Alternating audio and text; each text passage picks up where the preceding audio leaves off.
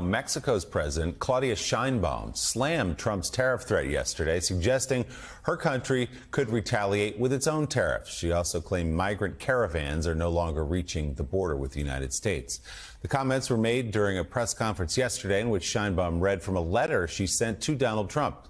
She said, quote, allocating even a fraction of what the United States spends on warfare toward peace building and development would address the deeper drivers of migration. Sheinbaum went on to blame the United States for its role in drug trafficking, saying, quote, 70% of the illegal weapons seized from criminals in Mexico come from your country.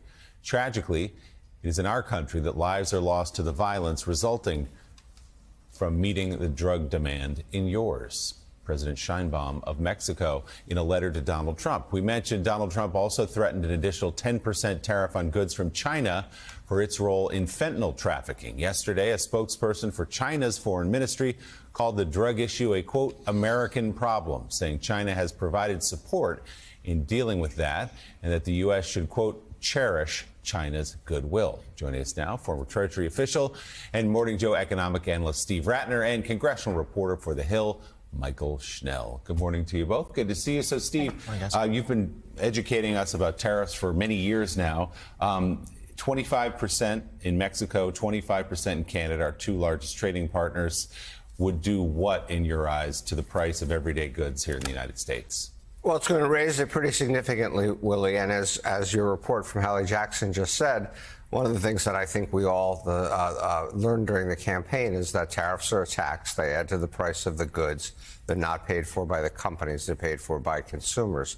But let me make one point that sometimes doesn't get underlined the way it probably should in this debate, which is it doesn't just raise the price of the goods that are imported from that foreign country, some washing machine from China, some car from Mexico, whatever. It raises the prices of all of those goods because the whole fact that one of the real points of tariffs is if you raise the price on an imported good that's competing with a U.S. manufacturer, it allows the U.S. manufacturer to also raise his prices to that same level. And so if we put a tariff on Chinese washing machines, as we did under the first President Trump term, it's going to raise the price of all washing machines in this country. And so it could add as much as you heard as 1% to inflation, which is a lot given that inflation is not yet down to the 2% target that the Fed has established. Given the team that Donald Trump has assembled, his proposed cabinet choices, advisors, is it a group of people, some who I assume you know, others you don't, who would be supportive of this? Because there is still that idea that this is rhetoric, that he's trying to get Mexico to crack down on the border, he's getting China to stop its bad behavior, and he's not actually going to impose some of these tariffs. Do you believe these actually will come into place on day one? I don't necessarily believe they're going to come in place on day one. We all know Trump's negotiating tactic, which is you take the most extreme position possible and then you work yourself back from that. And indeed, in his first term, he did impose some tariffs, but they were never these 10% across the board to every import or 25% and so forth. I think we can take a little bit of nervous solace, I'll call it nervous solace, from the appointments so far. Scott Bessent at Treasury, Howard Lutnick at Commerce, and now Kevin Hassett yesterday appointed to head the National Economic Council. I wouldn't call, I mean, they're certainly not Democrats, and I wouldn't necessarily call them pro-trade or anti-tariff people, but they, I think, more measured. It's very notable that Robert Lighthizer, who was the advisor to Trump during the campaign, who was most vocal about tariffs, does not have a government position. One of his deputies from the first term is going to be the special trade representative, but that's put under Howard Lutnick now, who's a bit more moderate. And Peter Navarro, who is certainly the biggest spear-carrying, wild-eyed, anti-China guy in the first Trump administration, does not have a position at all yet. So we can find a few slightly hopeful signs that there'll be some grown-ups in the room as they go through this process. Peter Navarro of Green Bay sweep fame. That's you'll recall. right. That was his effort to overturn the election.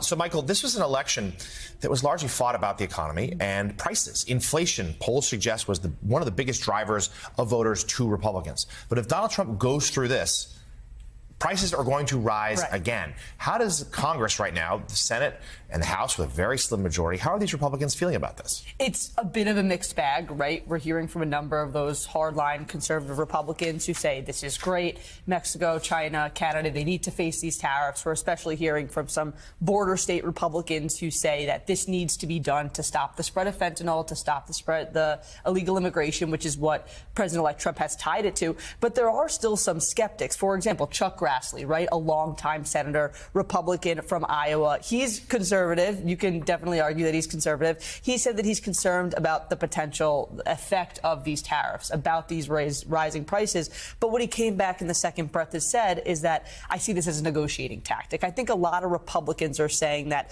this is what Trump does. He makes those lofty threats and uses that as a negotiating tactic to bring folks to the table. I think Republicans are concerned about the rising prices and the rising inflation that can come with this. So they're hoping that it's going to be a negotiating tactic and these tariffs won't actually make it come to fruition.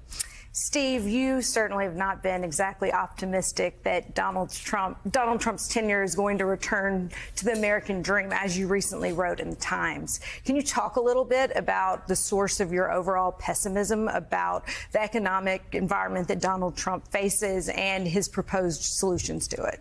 Yeah, look, if you believe that two of the biggest problems we face in this country are, one, still maintaining inflation at a low level and getting it back to all the way to its 2%, and secondly, what I call restoring the American dream, the fact that we've had so many workers left behind, the fact that the famous white middle class, working class people out in Ohio have seen their wages after inflation go down, and the huge pressures that people have on their costs. It is very hard to find anything in the Trump 2.0, shall we call it, program that would address that. He's talking about tariffs, which we just talked about, inflationary. He's talked about massive tax cuts on all kinds of different things, from overtime pay to tips and so forth, massively increasing the deficit potentially, which puts upward pressure on interest rates, makes it harder for people to buy houses, and also creates more inflation when we spend more money. And so when you go through, and then of course deporting all the illegal immigrants, many of these people who are very engaged productively in the country and who we still need, we still have more jobs than we have people looking for jobs. All of these things are actually negatives for the economy. So it's going to be interesting to see how it plays out, but I just don't see how his policies line up with what we need to do to address the problems we're facing. And part of this, Steve, also is the tax cut. If the tax cut comes back, which the vast majority of which the benefits went to rich people, to corporations, or people at least making over $75,000 a year, if that comes back, what does that do to the economy? Yeah, look, that's the thing. It's a $4 trillion bill for the next 10 years to simply extend the Trump tax credits at a time when we're already running a $2 trillion deficit. It's not like we're running no deficit. It flies against all sorts of economic wisdom. When the economy is doing reasonably well, as it is at the moment in terms of growth, you don't then, in effect, put more gasoline on the fire. That is not the way to run economic policy. They've talked about all these spending cuts, but there really isn't enough. It's another discussion for another day. There really isn't enough spending that you actually can cut without getting into Social Security, Medicare, defense. Obviously, you can't cut interest on the debt and so forth. So, Michael, let's shift to another part of the Trump transition. He and his team finally struck an agreement with the Biden administration and the federal government for the transition funding program and the like. And he has now filled out his cabinet. There's still a few key posts, FBI director among them, that haven't been named yet. But there's shaping up to be a bit of a fight here on a few of these picks. What's the very latest as to what Republicans, particularly those in the Senate, feel about Tulsi Gabbard, Robert F. Kennedy Jr., and particularly Pete Hegseth? Yeah, it's those three names that we keep coming back to since, well, we should note, those three names since Matt Gaetz withdrew his name from consideration for Attorney General. He was the one who was receiving the most scrutiny. He was receiving the most oxygen in the room. With him out of the question, we're now hearing about those three, RFK, Pete Hegseth, and Tulsi Gabbard. And the concerns are there, particularly with Pete Hegseth right now. He's the one who's getting the most scrutiny. He's most in the spotlight. The details that came out from that police report about that alleged sexual assault in 2017, those are raising concerns among senators, right? And Tulsi Gabbard, her past foreign international travel, her past comments about the Russia-Ukraine war, parroting things that have been said on Russian state TV, causing concern, and then RFK Jr. and his vaccine skepticism. So we're going to see how this all plays out with A, their meetings with senators on Capitol Hill, B, what those confirmation hearings look like, the information that comes out, the questions that are asked, and then C, of course, that all-important vote that's going to come in likely the first few weeks of the Trump administration. Right now, what we're hearing from Republican senators is that there are some of these concerns, but folks are keeping an open mind. They want to say that President-elect Trump has the opportunity to fill his cabinet with people who he wants to. They want to give them the benefit of the doubt, but they're going to come armed with their fair share of questions come those confirmation hearings. Now, of course, it's all going to come down to a numbers game because it's just a simple majority to confirm these folks.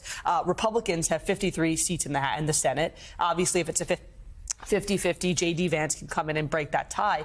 But there are a good handful of these Republicans on Capitol Hill in the Senate who are not Trump's biggest fans. It's the names we talk about all the time: Susan Collins, Lisa Murkowski, Tom Tillis. There are a few of them.